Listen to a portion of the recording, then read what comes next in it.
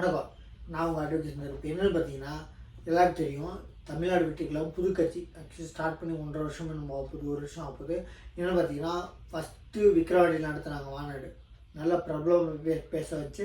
இப்போ 2வது ஆக்சுவலி என்னென்னு பார்த்தீங்கன்னா மதுரையில் நடந்துச்சு மாநாடு. நிறைய பேர் இருந்தாங்க, தொண்டர்கள் ஆகட்டும் அவங்க ஃபேன்ஸ் ஆகட்டும் வந்தாங்க. என்னென்னு பார்த்தீங்கன்னா அதில் ஒரு ஃபேனோ தொண்டரோ கட்சியோட தொண்டரா இல்லை உங்கள் படத்தோட விஜயோட இளையதளபதியோட ஃபேனான்னு தெரில, கட்சி தொண்டராக ஆக்சுவலி ஃபேனு தொண்டராக இருக்கலாம். தொண்டர் வந்து ஃபேனாக இருக்கிறது ரொம்ப கஷ்டம். என்ன சொல்கிறேன்னா இந்த ஃபேனோ தொண்டரா என்னன்னு தெரில, ஆக்சுவலி தொண்டர்ன்றாங்க, ஃபேனு தொண்டராக இருக்கலாம், அதனால் தொண்டர்ன்றாங்க. இந்த கட்சியோட தொண்டர் ஆக்சுவலி பேட்டி கொடுத்தாரு. ஆக்சுவலி யாருன்னா அவங்க பவுன்சர்ஸ் இருந்தாங்க, ப்ரைவேட் காப்பாளர்கள், பவுன்சர்ஸ் செக்யூரிட்டி மாதிரி. அவங்க விஜய்க்கு உயிராபத்தோ இல்லை கூட்டத்தில் நெரிசல் எதுவும் இருக்கக்கூடாதுன்னு வச்சுருந்தாங்க. இதில் மேடை ரேம்பாக போகும்போது ஒரு பையன் அந்த விஜயை போய் பார்க்க போகும்போது அந்த பவுன்சர்ஸ் பிடிச்சி கீழே தள்ளி விட்டாங்க. ஆக்சுவலி அந்த பையன் வீடியோ போட்டிருந்தது நான் ஒரு 3-4 நாள் முன்னாடி பார்த்தேன். ஆக்சுவலி அந்த பையன் வீடியோ போட்டிருந்தது என்னை வந்து அடிச்சிட்டாங்க, கீழே தள்ளி விட்டாங்க அப்படிங்கிறான். ஆக்சுவலி பவுன்சர்ஸ் மேலே கொடுக்க போகிறேங்கிறான் கம்ப்ளைண்ட்டு. கரெக்டு தாங்க. ஆக்சுவலி பவுன்சர்ஸ் தள்ளி விடக்கூடாது, தடுத்து நிப்பாட்டிருக்கணும். ஆக்சுவலி அந்த விஜயை பார்க்க விடாமல் தடுத்தோன்னா அவங்க விஜயை தனியாக கொண்டு போயிருக்கணும், தள்ளி விட்டுருக்கூடாது. இது ரொம்ப ரொம்ப பெரிய தப்பு. அது பவுன்சர்ஸ் அந்த பையனும் கரெக்டாகனா. ஆக்சுவலி 3 நாள் முன்னாடி வீடியோ போட்டு அது பையன் விஜயோட பவுன்சர்ஸ் மேலே கம்ப்ளைண்ட் கொடுக்க போகிறேன் அப்படின்னு சொல்லியிருந்தான் அப்படின்னா சரிங்களா. ஆனால் இன்றைக்கி பார்க்கும்போது விஜய் மேலே கம்ப்ளைண்ட் பண்ணியிருக்கேன், விஜய் மீதும் பவுன்சர்ஸ் மீதும் போட்டிருக்காங்கன்னா இது யாரோட வற்புறுத்ததுனால பண்ணியிருக்கான். ஆக்சுவலி என்னென்னா அவங்க சொன்னது கரெக்டு, அப்போயே சொல்லியிருந்தானா விஜய் வந்து தடுத்து நிறுத்திருக்கும் பவுன்சர்ஸை, அதனால் விஜய் மேலே கொடுக்குறேன்னா நீ ஆயிப்பா. ஆனால் இன்றைக்கி 3 நாளைக்கு முன்னாடி விஜயோட பவுன்சர்ஸ் மேலே கொடுக்குறேன்னு சொல்லிட்டு இன்றைக்கி விஜய் மேலே கொடுக்குறேன்னா அவர் மாநாடுக்கு சேரை போட விடாமல் தடுத்தாங்களா அந்த கட்சி ஆளுங்களா இல்லை இதர கட்சி ஆளுங்களா எதுக்காக இது தெரியல. இது விசாரணையில் தெரியும். ஏன்னா அவர் வந்து இப்போ கண்காணிப்பாளர், ஏன்னா கமிஷனர்கிட்ட கொடுத்துருக்கேன்றாரு சரிங்களா. கமிஷனர்கிட்ட கம்ப்ளைண்ட் கொடுத்துருக்கும்போது விஜய் மேலேயும் எஃப்ஐஆர் ஃபைல் பண்ணியிருக்கேன்றாங்க. எந்த செக்ஷன்னா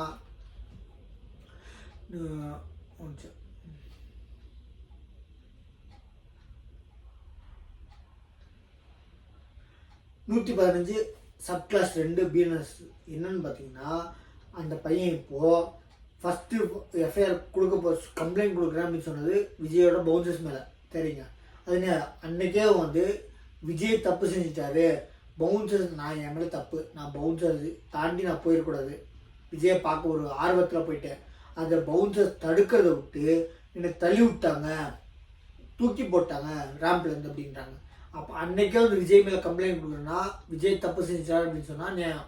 ஆனால் அன்றைக்கி வந்து விஜய் பவுன்சர்ஸ் மேலே கொடுக்குறேன்னு சொல்லிட்டு இன்றைக்கி ஞானம் வந்து திடீர்னு பறந்து வந்த மாதிரி விஜய் மேலே கொடுக்குறேன்னா அப்போ யாரோ தூண்டுதல் பேரில் கொடுக்குறீங்க, பத்திரம். ஏன்னா தூண்டுதல் யார் பண்ணுறாங்களோ நாளைக்கு உங்களுக்கு பிரச்சனை அவங்களால தான் வரும், விஜயால் வராதுங்க. ஏன்னா புது கட்சியால் என்றைக்கு வராது பிரச்சனை, அது விஜயா இருக்கும் எந்த கட்சியாக இருக்கும். யார் மேலே தூண்டுதல் பேரில் வரீங்களோ அவங்க மேலே கண்டிப்பாக அவங்களால உங்களுக்கு பிரச்சனை வரும். என்னன்னு பார்த்தீங்கன்னா இப்போது எந்த பெரம்பலூரில் அவர் அந்த பையன் ஊர், அதுலேருந்து ஆக்சுவலி மதுரை போயிருக்கான். பெரம்பலூர் டிஸ்ட்ரிக்ட்டு குன்னம் மாவட்டம் சரிங்களா. சரத்குமார்னு ஒரு பையன் கொடுத்துருக்கான். பிஎன்எஸ்எஸ் 115 சப்கிளாஸ் 2ல் ஃபைல் பண்ணியிருக்காங்க. யார் மேலேனா பவுன்சர்ஸ் மேலேயும் விஜய் மேலேயும்.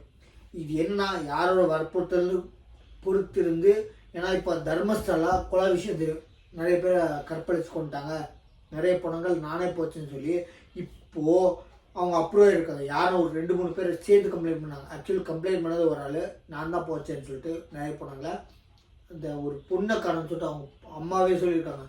ஆனால் இப்போ வந்து அவங்க அம்மா வந்து இல்லை எனக்கு பல பேர் வந்து எனக்கு தூண்டல் என்னை மிரட்டினாங்க, நீங்கள் பொய் சொல்லு அப்படின்ட்டு அதனால சொன்னேன்னு சொன்னதுக்கப்புறம் அந்த தூய்மை பணியாளர், தர்மஸ்தலா கோயிலில் தூய்மை பணியாளர் என்ன சொல்லியிருக்காரு, நிறைய பேர் வந்து தூண்டுதல் சொன்னாங்க, காசு தரேன்னாங்க, பொய் சொல்லுன்னு சொல்கிறாங்க அப்படின்னு சொன்னதுனால அந்த கம்ப்ளைண்ட் பண்ணவரே அரெஸ்ட் பண்ணியிருக்காங்க.